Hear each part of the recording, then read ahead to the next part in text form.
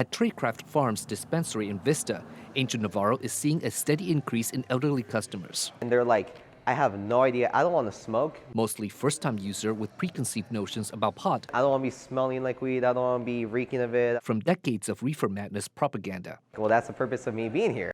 That's where Navarro comes in, to guide them through all the cannabis options available. We do have a lot of edible gummies here.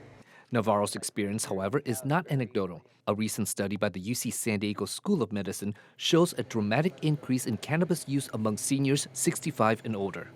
It was published in the journal JAMA Internal Medicine. This is really the first time we're able to really examine current use or past use of cannabis among this older population because the numbers have increased so sharply over the past decade. Dr. Benjamin Han is the lead author of the paper. He looked at data from the National Survey on Drug Use as far back as 2005. At that time, the prevalence among adults 65 and older was less than 1%.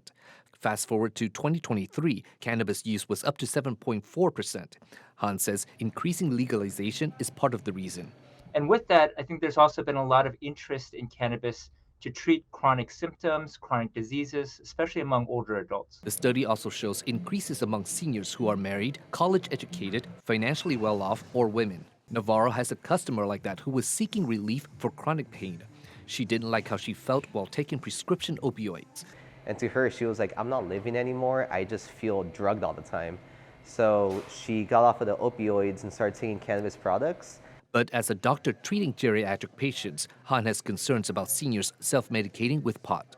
And while cannabis may be helpful for certain chronic symptoms, it isn't well studied, and it's hard to know for a certain patient what would, to balance the benefits versus the risk for that person. On top of that, Han says many older patients don't tell doctors that they are using cannabis. That's because there is still a stigma among baby boomers. That was evidenced by the number of seniors who turned down being interviewed for this story because they didn't want their friends and neighbors to know they're using cannabis. Alexander Nguyen, KPBS News.